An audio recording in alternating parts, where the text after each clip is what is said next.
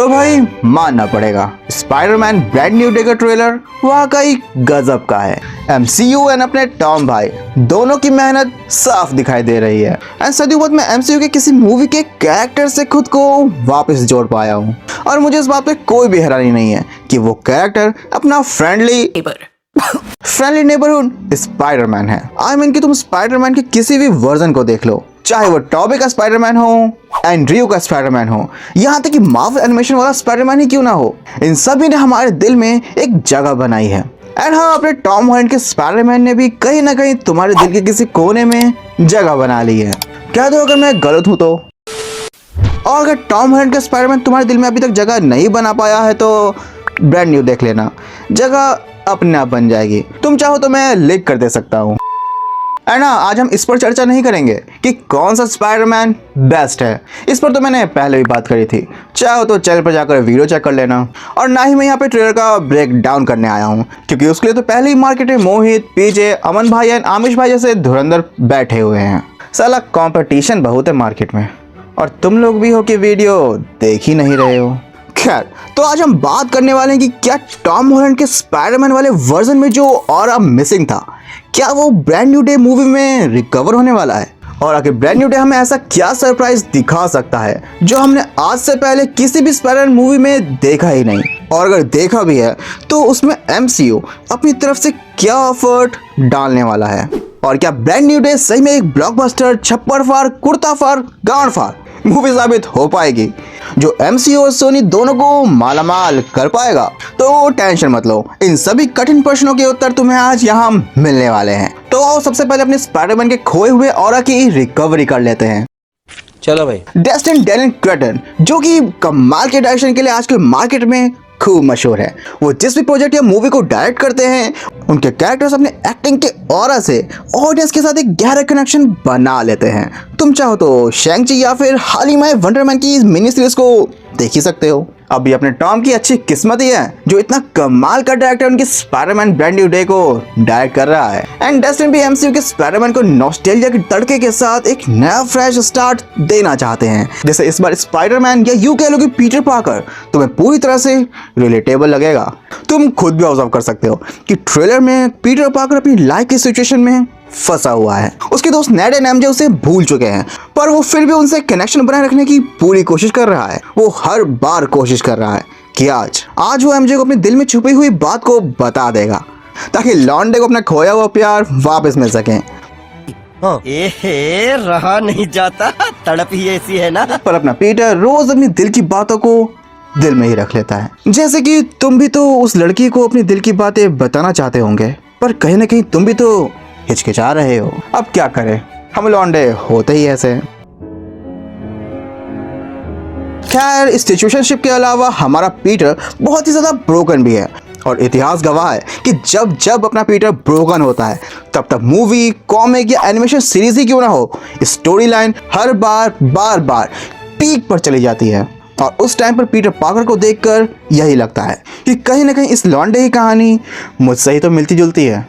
ये लौंडा भी तो इतने ज़्यादा पेन में होने के बाद भी, इतना ज़्यादा अंदर से टूटा हुआ होने के बाद भी, हालातों से लड़कर थक जाने के बाद भी वो उस मास्क को फिर पहनता है, एक और बार खड़ा होता है, एक और बार लड़ने के लिए। एंड हम भी तो कहीं ना कहीं ऐसे ही हैं, अंदर से हम भी टूटे हुए हैं, पर चेहरे पर एक मुस्कान का नकाब है, एंड हम भी हालातों से लड़ते ही आ रहे हैं। अब तुम ही बताओ, क्या कोई और सुपर हीरो है जो इतना ज़्यादा रिलेटेबल लग सकता है तो बताओ। Well, I am not sure is the Lata Rafiq Kishore is the। मैं बता रहा हूँ कि इस बार टॉम हॉलैंड इस मूवी में भर भर के एक्टिंग करने वाला है, और अपने एक्टिंग के ऑरा से स्पाइडरमैन की ऐसी छाप छोड़ने वाला है जो हमें एक और बार सोचने पर मजबूर कर देगा कि साला आखिर बेस्ट पीटर पार्कर या यूं कह लो कि बेस्ट स्पाइडरमैन कौन है। वैसे मूवी में और भी सरप्राइजेस है जो हमें चौंकाने वाले हैं, जिनके बारे में मैंने पहले भी बताया था, पर तुमने उस वीडियो की कदर ही ना जानी।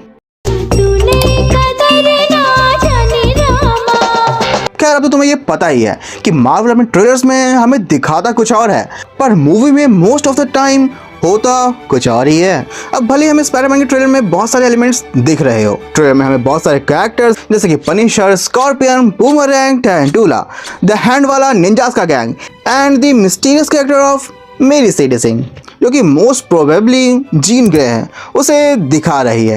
एंड हमें कन्विंस करा जा रहा है कि मूवी का मेन प्लॉट इन्हीं के इर्द गिर्द रहने वाला है, पर नहीं, ऐसा बिल्कुल नहीं है। सबसे पहली बात तो मूवी का मेन एंटागोनिस्ट इनमें से कोई नहीं बल्कि टॉम स्टोन, जिसे प्ले कर रहे हैं मार्विन जोन्स, वो रहने वाले हैं। क्या बात कर रहे हैं?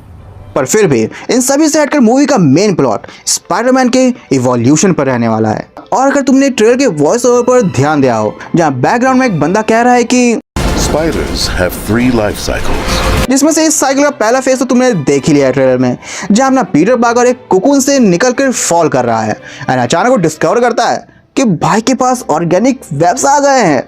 अब पता नहीं इस वाले स्पाइडरमैन के वेब्स कहाँ से निकलते हैं। अच्छा, तो ये सिर्फ तुम्हारी कलाई से निकलता है या बॉडी में कहीं से भी निकल जाता है? पर ये इवोल्यूशन अचानक कैसे? इसके पीछे का कारण क्या है? अब देखो, इसके पीछे पीटर पार्कर की कुछ गंदी आदतें भी हो सकती है। अरे वो सब नहीं रे, मेरा कहने का मतलब है कि लॉन्डा अपना थोड़ा डिप्रेशन में है एंड अब वो पीटर पार्कर से ज़्यादा स्पाइडरमैन की लाइफ जी रहा है। और स्पाइडरमैन की लाइफ ज़्यादा जी ही इसलिए रहा है ताकि उसे डिप्रेशन से थोड़ी देर के लिए छुट्टी मिल सके। पर ऐसा होता है क्या? रात को तो फिर वही ख्याल आने लग जाते हैं। अब पीटर जब स्पाइडर की पावर्स को ज़्यादा यूज़ करेगा तो बॉडी में कुछ तो चेंजेस आएंगे ही ना, तो बस पावर्स इवॉल्व हो रही है। पर यह इवोल्यूशन साइकिल का फेज यही नहीं रुकने वाला। बहुत ज़्यादा चांसेस है कि इस मूवी में हमें पीटर एक एक्चुअल स्पाइडर में ट्रांसफॉर्म होता हुआ दिख सकता है, जैसे कि अपना डॉक्टर बैनर वॉर्न भी कर रहा है। If DNA is mutating, it would be enormously dangerous. And इसी इवोल्यूशन का सेकंड फेज ये हुआ कि अपने पीटर के 4 और हाथ निकल कर आ जाएंगे, यानी कि 6 हाथ और 2 टांगे, जैसे कि एक्चुअल स्पाइडर के होते भी हैं, यानी कि टोटल 8 टांगे या 8 हाथ, कुछ भी कह लो आप। एंड अगर तुम्हें स्पाइडरमैन की ये वाली एनिमेटेड सीरीज याद है तो तुमने देखा ही होगा कि अपना पीटर आगे चलकर मैन स्पाइडर में इवॉल्व हो जाता है, जो कि ब्रांड न्यू डे में भी हमें देखने को मिल सकता है। और यही स्पाइडर साइकिल का 3rd फेज होगा। एंड इन सभी केओस में जिसका सबसे ज़्यादा इन्वॉल्वमेंट होता है वो होता है पनिशर का। वहीं डॉक्टर कर्ट कॉनर्स जो कि पीटर के क्योर को ढूंढ रहे होंगे, वो भी इन सभी केओस के बीच में लिजर्ड में ट्रांसफॉर्म हो जाते हैं। तो चांसेस है कि मूवी में कर्ट कॉनर्स तो नहीं, पर हाँ हमारे पास डॉक्टर बैनर है, जो शायद इस बार सैवेज हल्क के दीदार हमें करवा ही दे। तो ओवरऑल देखा जाए तो मूवी में हमें बड़े बड़े सरप्राइजेस देखने को मिलने वाले हैं। और इन सभी सरप्राइज के साथ क्या ये मूवी 1 बिलियन का आंकड़ा क्रॉस करके कमा कर दे पाएगी? Will Spiderman brand new day cross 1 billion at box office? तो इसका जवाब मैं अगली वीडियो में दूंगा, क्योंकि ये वीडियो ज़्यादा ही लंबी हो रही है अब। So that's it for the video. मिलता हूँ अगली वीडियो में, तब तक के लिए मिठाइयाँ बंटवाओ यार, अपना स्पाइडरमैन कम बैक कर रहा है भाई। और मेरा मुंह मीठा करवाना है तो लॉन्ग लता के साथ वीडियो को लाइक एंड हाइप भी कर देना, एंड आप चाहो तो शेयर भी कर सकते हो वीडियो को। और चैनल पर अगर नए हो तो फैक्ट ट्रैक को सब्सक्राइब भी कर लेना। तो चलो यार, मिलता हूँ। तुम्हारे लिए पावर रेंजर्स की वीडियो भी तो बनानी है।